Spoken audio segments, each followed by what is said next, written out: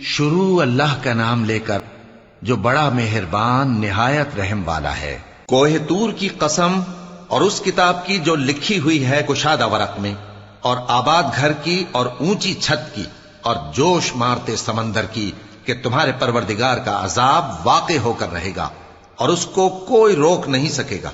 جس دن آسمان لرزنے لگے کپ کپا کر اور پہاڑ سچ مچ اڑنے لگیں تو اس دن جھٹلانے والوں کے لیے خرابی ہوگی جو بیکار باتوں میں پڑے کھیل رہے ہیں۔ جس دن ان کو آتش جہنم کی طرف دھکیل دھکیل کر لے جائیں گے اور کہا جائے گا یہی وہ جہنم ہے جس کو تم جھوٹ سمجھتے تھے۔ تو کیا یہ جادو ہے یا تم کو نظر ہی نہیں آتا؟ اس میں داخل ہو جاؤ اور صبر کرو یا نہ کرو تمہارے لیے یکساں ہے۔ جو کام تم کیا کرتے تھے یہ انہی کا تم کو بدلہ مل رہا ہے۔ جو پرہیزگار ہیں وہ باغوں اور نعمتوں میں ہوں گے، جو کچھ ان کے پروردگار نے ان کو بخشا اس کی وجہ سے وہ خوشحال ہوں گے، اور ان کے پروردگار نے ان کو دوزخ کے عذاب سے بچا لیا۔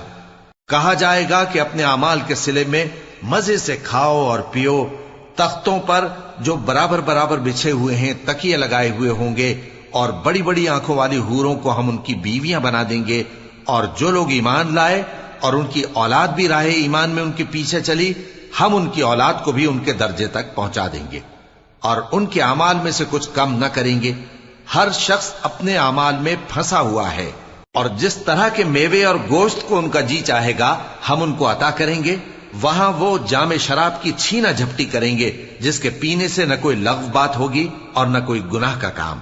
اور نوجوان خدمتگار جو ایسے ہوں گے جیسے چھپائے ہوئے موتی جو ان کے آس پاس پھریں گے اور ایک دوسرے کی طرف رخ کر کے آپس میں گفتگو کریں گے، کہیں گے کہ اس سے پہلے ہم اپنے گھر میں اللہ سے ڈرتے رہتے تھے تو اللہ نے ہم پر احسان فرمایا اور دوزخ کی گرم ہوا کے عذاب سے ہمیں بچا لیا۔ اس سے پہلے ہم اسے پکارا کرتے تھے، بے شک وہ احسان کرنے والا ہے، مہربان ہے۔ تو اے پیغمبر تم نصیحت کرتے رہو، تم اپنے پروردگار کے فضل سے نہ تو کاہن ہو اور نہ دیوانے۔ کیا کافر یہ کہتے ہیں کہ یہ شاعر ہے اور ہم اس کے لیے زمانے کی گردش کا انتظار کر رہے ہیں؟ کہہ دو کہ انتظار کیے جاؤ، میں بھی تمہارے ساتھ انتظار کرتا ہوں۔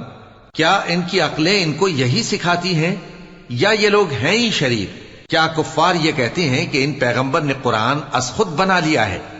بات یہ ہے کہ یہ اللہ پر ایمان نہیں رکھتے۔